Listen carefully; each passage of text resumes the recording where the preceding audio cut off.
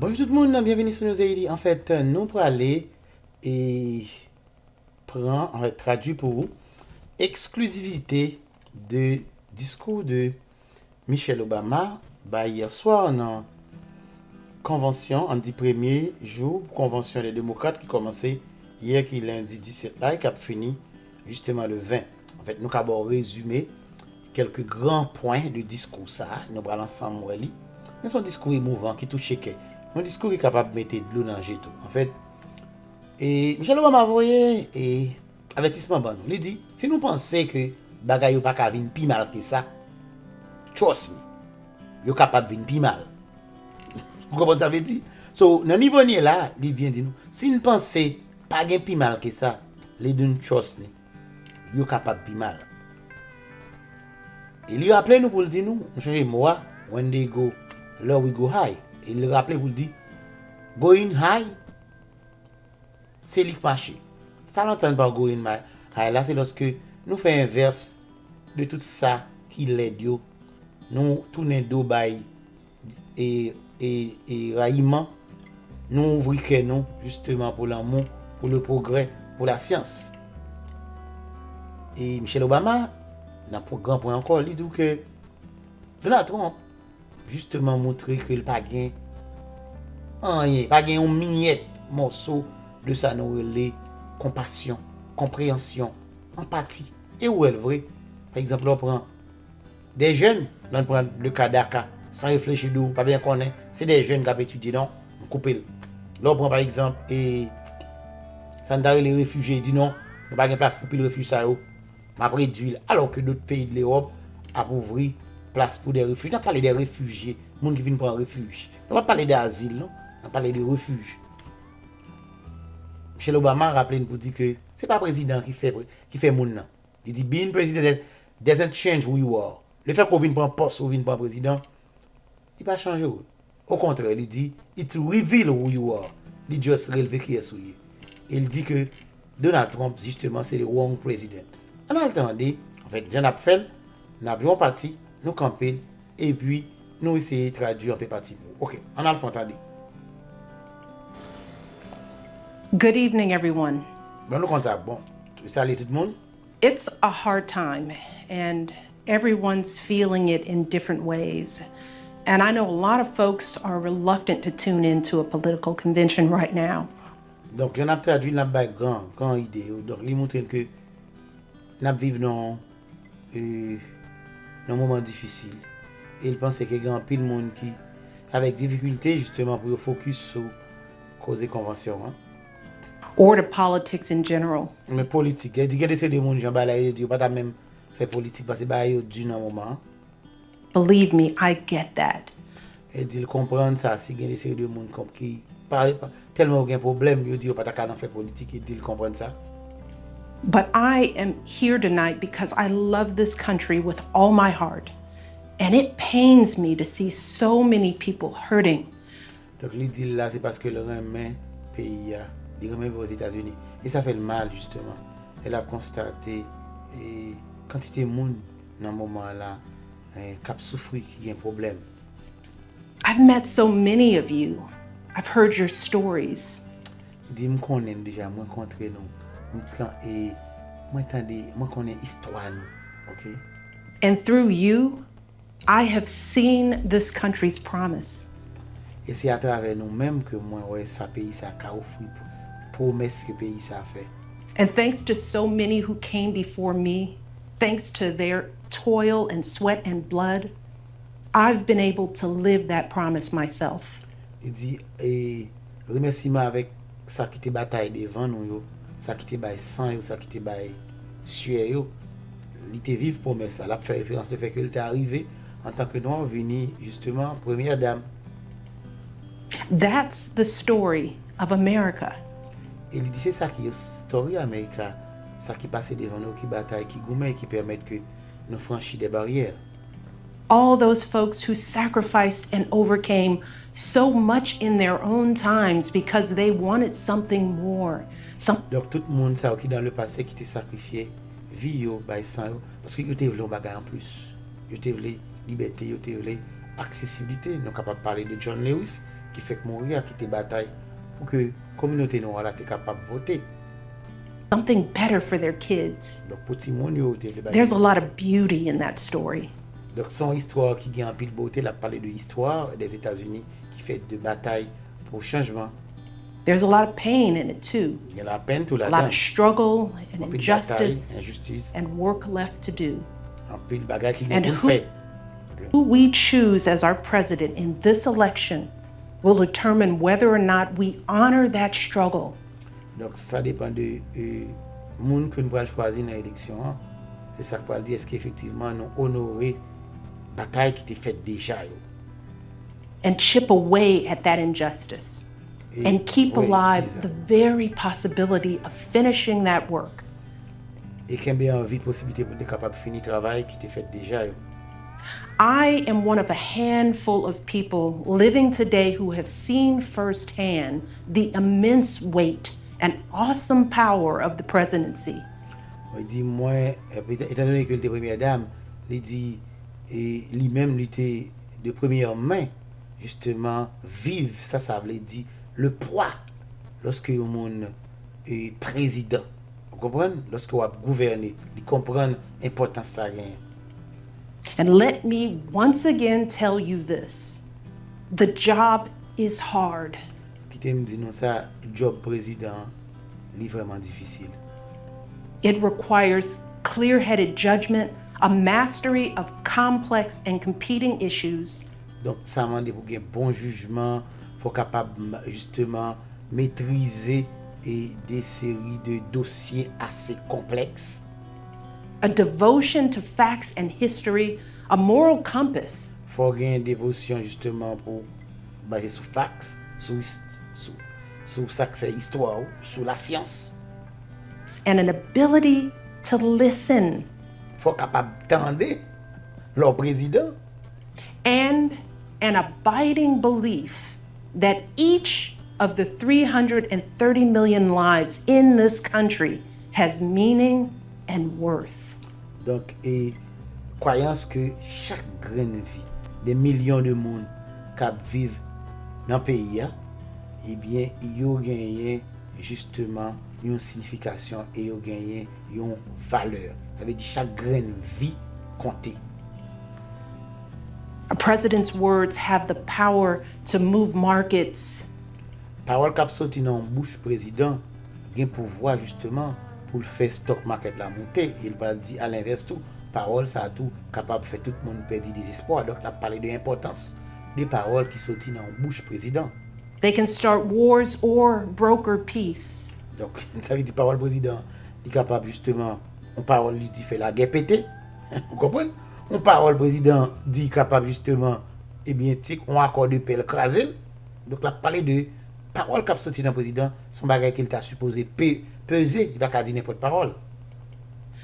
They can summon our better angels or awaken our worst instincts. So, parole président justement, il est capable de réveiller le diable dans nous-mêmes ou bien réveiller les anges dans nous. Ça veut dire par là. You simply cannot fake your way through this job. As I So, ça veut dire c'est pas un job que vous capable justement on pense que leur entrée là-dedans pour le changer. Et il dit j'aime dire non il faut c'est pas président qui fait. Au contraire président va le dire justement et mec relever qui est souillé. I've said before, being president doesn't change who you Il va are. changer au président. It reveals who Il you dit mec are. qui est souillé. Well, a presidential election can reveal who we are too. So, il dit tout que le cours de une élection présidentielle, il est capable de dire qui est nous y est tout parce que moun nous décide de voter à moun que nous choisit à lui représenter valeur que nous croyons tout quelque part. And 4 years ago, too many people chose to believe that their votes didn't matter. Maybe 4 ans de cela, il y a bon monde qui te choisi que votre parole pas compter, c'est pas votre parole qui pourra le faire changement. En plus là-dedans, il était frustré par rapport avec déception, sa politicien fait. Donc, il a décidé de la caillou et autres. they were fed up. Maybe they thought the outcome wouldn't be close. Maybe the barriers felt too steep, whatever the reason.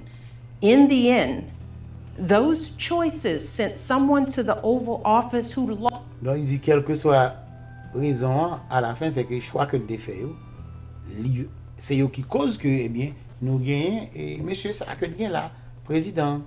Donc vous t'es choisi quand même lorsque vous pas t'al voter et ça le veut dire pas là. Lost the national popular vote by nearly 3 million votes. Même lorsque le président In one of the states that determined the outcome, the winning margin averaged out to just 2 votes per precinct. 2 votes. C'est 2 votes qui t'ont fait différence, vous avez expliqué dans l'élection qui s'est passée.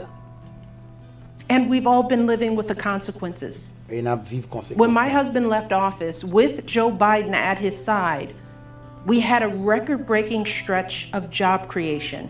Le président Obama a quitté le pouvoir, il a gagné un record en matière de création d'emplois. We'd secured the right to health care for 20 million people. Pour 20 millions de monde, nous avons garanti pour être capable de gagner la santé, notamment à travers le programme Obamacare là. We were respected around the world, rallying our allies to Tout le monde dans le monde là était respecté nous et nous disons conserver ça dans les alliés nous qui est différent avec Donald Trump nous voyons que les pays de l'Europe pas comme alliés quelque part dans la décision que l'a fait. Front climate change. And our leaders had worked hand in hand with scientists to help prevent an leader nous travaille avec la science pour empêcher justement une catastrophe naturelle dans l'avenir. Il parlait de causes des changements climatiques que nous tous connaissons que Donald Trump depuis le pouvoir, il dit pas d'embâche comme ça. D'ailleurs, nous connaissons que le retire école dans l'accord de Paris. Ebola outbreak from becoming a global pandemic. 4 years later, the state of this nation is very different. 4 ans plus tard, l'État pays est vraiment différent. More than 150,000 people have died. And our economy is in shambles because of a virus that this president downplayed for too long. It has left millions. L'économie a un downturn tout simplement parce que le président a downplay l'épidémie, il pas prendre au sérieux, il dit c'est peut-être pas rien. Millions of people jobless. Too many have lost their health care. Too many are struggling to. En pile monde perdu travail, yo perdu assurance santé et en pile là dans style la bataille dans moment on a parlé là. Take care of basic necessities like food and rent. Too many communities have been left in the lurch to grapple with whether and how to open our schools safely. En pile justement, il a posé cette question qui j'ai été capable d'ouvrir l'école de manière sécurité, des séries de bails basiques qui a gommé pour capable de joindre. Internationally, we've turned our back not just on agreements forged by my husband, but on alliances championed by presidents like Reagan and Eisenhower. En fait, là dit nous tourner de non seulement par ça Obama a fait, mais par ça, par exemple, Reagan, qui était un président, Eisenhower, des valeurs que tu gagnes, n'ont pas conservé valeurs, ça. C'est ça que je faire comprendre. And here at home, as George Floyd, Breonna Taylor, and a never-ending list of innocent people of color continue to be murdered. Là, parler de liste noire, de George Floyd, Breonna Taylor, ensemble de monde, qui est victime de les brutalités qui ont tué et sur base de couleur, injustement. Stating the simple fact that a Black life matters is still met with derision from the nation's highest office. Donc, le fait qu'on dit tout simplement Black Lives Matters, il va comprendre que ça style un problème pour les gens qui trouvent le plus haut sommet de la société en la personne du président. Comment comprendre? Lorsque on dit Black Lives Matter, ça fait président changer couleur. Because whenever we look to this White House for some leadership or consolation or any semblance of steadiness, what we get instead is chaos. Chaque fois nous ta tourné beaucoup de président ça et pour nous faire une sorte de compassion, pour nous faire une sorte de rectitude et tout ça nous vient comme résultat, c'est le chaos. C'est le chaos. L'État tourne beaucoup de présidents. Division, Division. and a total and utter lack of empathy. Et ça nous est une totale absence de ça nous les compassion. Empathy. Compassion. That's something I've been thinking a lot about lately. Son bagage que me pense en pile. The ability to walk in someone else's shoes. The recognition that someone else's experience has value too. Donc compassion, habilité pour mettre en place l'autre là. Et pour capable mettre dans même position avec elle. Pour capable mettre mettre dans position pour comprendre ça qu'a traversé là tout simplement. Most of us practice this without a second thought. If Nous we tous see ça. someone suffering or struggling, we don't stand in judgment. Nous-mêmes nous faisons ça souvent. Si nous voyons un monde a souffrir la bataille, nous pas arrêter à regarder nous font geste. Et il dit c'est absent ça.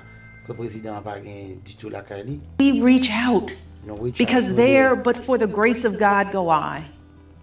It is not a hard concept to grasp. It's what we teach our children. Et ça nous aussi enseigner. And like so many of you, Barack and I have tried our best to instill in our girls a strong moral foundation. Même gens avec nous nous bataille moi vraiment pour moi justement inculquer à Timoun yo valeur société nous. To carry forward the values that our parents and grandparents poured into Valeur ça que grand nous parents nous te bon nous transmettre li à Timoun yo. us.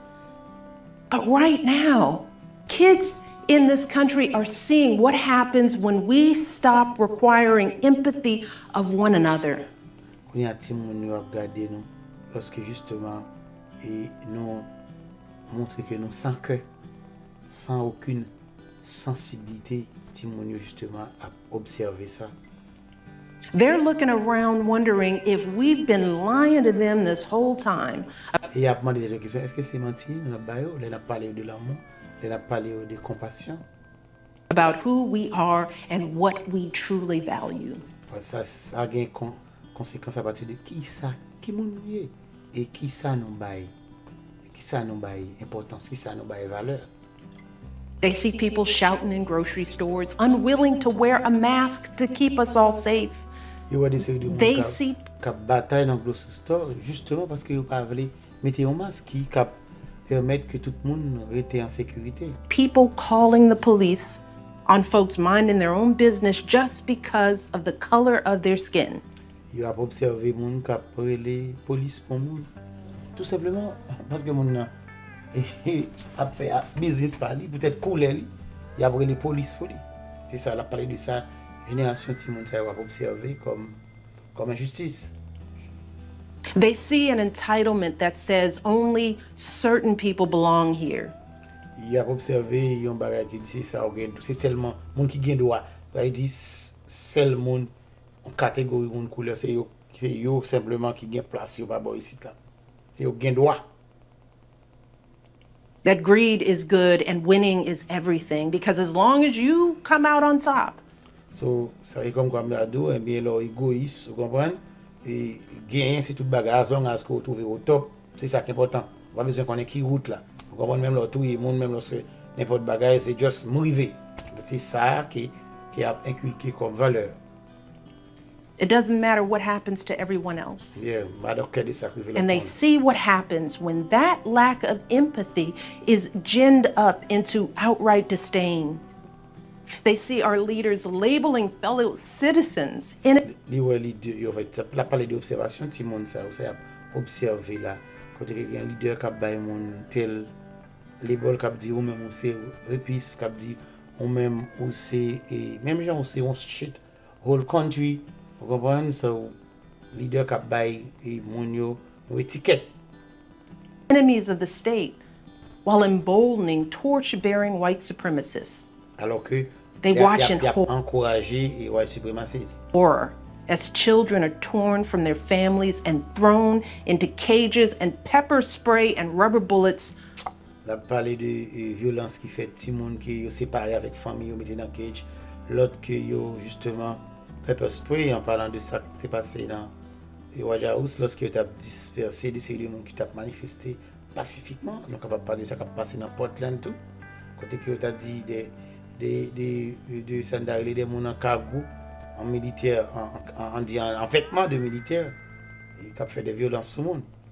Are used on peaceful protesters for a photo op. Mon qui a protesté pacifiquement. Sadly, this is the America that is on display for the next generation.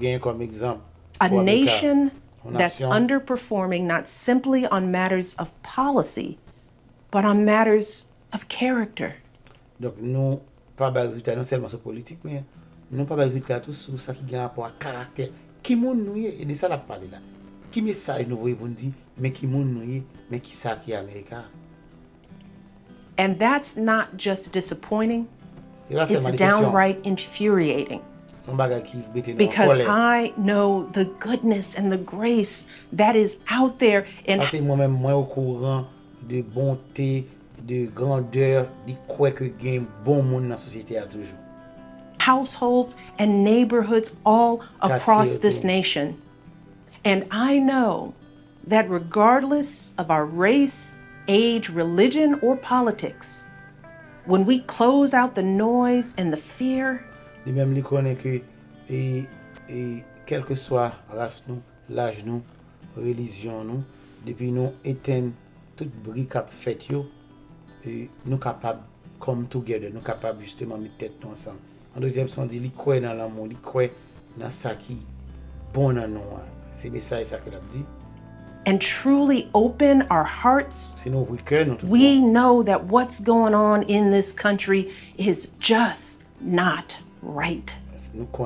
This is not who we want to be. So what do we do now? What's our strategy? Over the past 4 years, a lot of people have asked me, when others are going so low, does going high still really work? My answer, going high is the only thing that works. Because when we go low, going high, nous sommes une expression de dire, when they go low, we go high. L'expression qui veut dire, lorsque nous avons fait bon mauvais bagage, nous fait comme si nous style. Alors, il ça l'a dit, on va bien dire tac au tac, il va le faire que on bon mauvais parole, qu'on obligé par mauvais parole. Kembe soyez, bien entendu. On pas besoin de changer à cause de lui-même. Si c'est des messages positifs, on va sur mon pas message négatif, on pas obligé de faire message négatif sur lui. OK? Là expliqué going high, c'est the only way. Mais t'avais expliqué tout going high, là avait dit pour m'absourber, faut que nous agissions pour prendre des dispositions. Oh, when we use those same tactics of degrading and dehumanizing others, we just become part of the ugly noise that's drowning out everything else. We degrade ourselves. We degrade the very causes for which we fight. But let's be clear. Going high does not mean putting on a smile and saying nice things when confronted by viciousness and cruelty. So, going confronté avec cruauté ensemble ça veut dire que dans souri nice for nous bataille c'est ça veut dire là tout. High means taking the harder path. It means scraping and clawing our way to that mountaintop. Going high means standing fierce against hatred while remembering that we are one nation under God. And if we want to survive, we've got to find a way to live together and work together across our differences. And going high means unlocking the shackles of lies and mistrust with the only thing that can truly set us free, the cold hard truth. So let me be as honest and clear as I possibly can. Donald Trump is the wrong president for our country. He has had more than enough time to prove that he can do the job, but he is clearly in over his head. He cannot meet this moment. He simply cannot be who we need him to be for us. It is what it is. Now I understand that my message won't be heard by some people. We live in a nation that is deeply divided, and I am a black woman speaking at the Democratic Convention.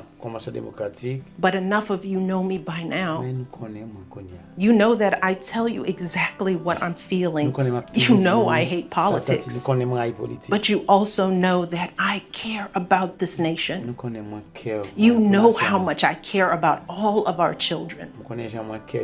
So if you take one thing from my words tonight, it is this.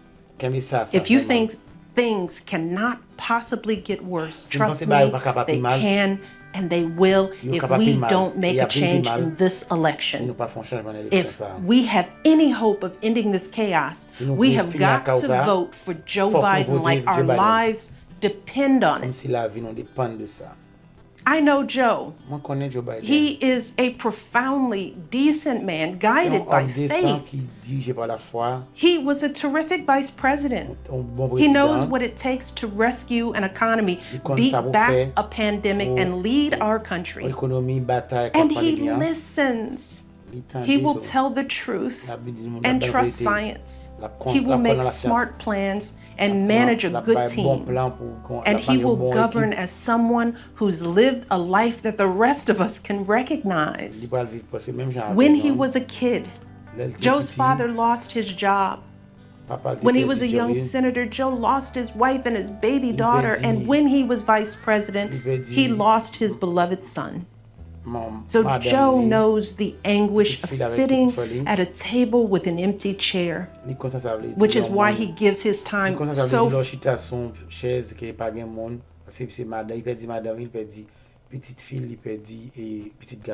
freely to grieving parents.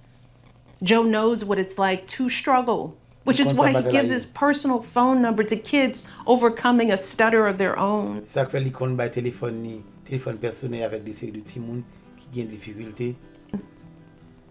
His life is a testament to getting back up. And he is going to channel that same grit and passion to pick us all up, to help us heal and guide us forward. Now, Joe is not perfect, and he'd be the first to tell you that. But there is no perfect candidate, no perfect president, and his ability to learn and grow, we find in that the kind of humility and maturity that so many of us yearn for right now. Because Joe Biden has served this nation his entire life without ever losing sight of who he is. But more than that, he has never lost sight of who we are. All of us. Joe Biden wants all of our kids to go to a good school, see a doctor when they're sick, live on a healthy planet. And he's got plans to make all of that happen. Joe Biden wants all of our kids, no matter what they look like, to be able to walk out the door without worrying about being harassed or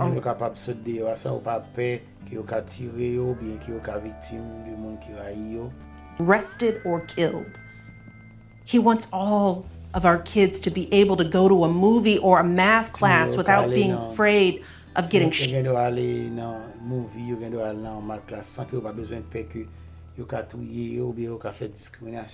shot. He wants all our kids to grow up with leaders who won't just serve themselves and their wealthy peers, but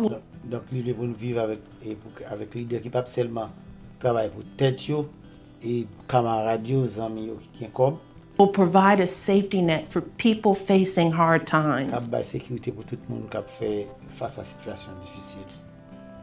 And if we want a chance to pursue any of these goals, any of these most basic requirements for a functioning society, we have to vote for Joe Biden in numbers that cannot be ignored. Because right now, folks who know they cannot win fair and square at the ballot box are doing everything they can to stop us from voting. They're closing down polling places in minority neighborhoods. They're purging voter rolls. They're sending people Il a essayé changer le règlement pour voter. out to intimidate voters, and they're Mettez moun dehors pour capable intimider moun qui vont voter. lying about the security of our ballots. Il a parlé de sécurité qui gagne dans vote là. These tactics are not new, Tactique ça pas nouveau. but this is not the time to withhold our votes Mais c'est vraiment pas temps, c'est moment mal choisi. Nous pas qu'à camper vote nous pas qu'à offrir luxe ça pour nous pas voter. in protest or play games with candidates who have no chance Nous pas qu'à jouer game avec candidat qui pas gain chance là, il fait référence avec qui pas ça les chanteur qui tout le monde connaît dans un petit comique qui besoin candidat tout. of winning. We have got to vote like we did in 2008 and 2012. Quand voter même j'en ai fait en 2008 à 2012. We've got to show up with the same level of passion and hope for Joe Biden. Avec hope là. We've got to vote early, in person if we can. We've got to request our mail-in ballots right now, tonight, and send them back immediately. And follow up to make sure they're received. Il dit à soir même faire request pour mail vote nous, voyez l'aller et puis follow up pour make sure que recevoir et vote là. And then make sure our friends and families do the same. Et puis n'a make sure que famille nos amis nous fait même bagarre là.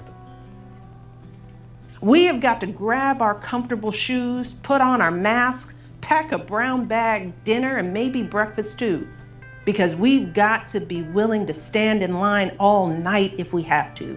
Donc il dit résiliez nous et s'il le faut jour vote là et mettez manger dans la liste nous mettez à déplacer à rad nous faut nous ready si pour nous passer toute nuit là même pour nous voter. OK? Look, we have already sacrificed so much this year. So many of you are already going that extra mile.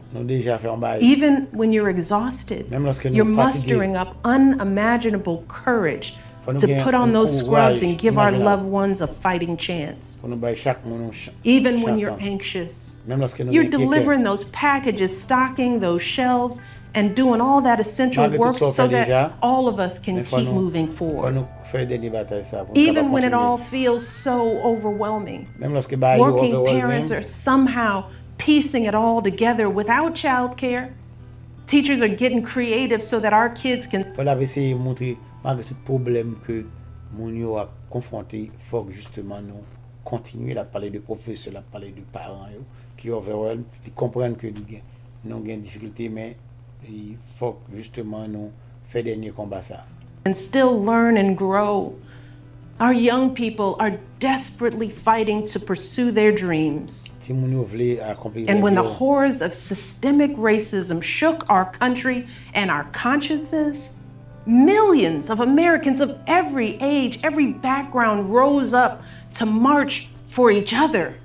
J'avais expliqué lorsque tu as justice santé là dans ma Florida, plusieurs millions de monde levé campé de toutes couleurs marcher côte à côte. Il dit c'est vraiment ça qui définit exactement qui ça nous est. Crying out for justice and progress. This is who we still are.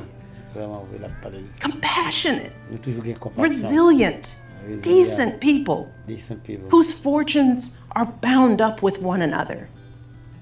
And it is well past time for our leaders to once again reflect our truth.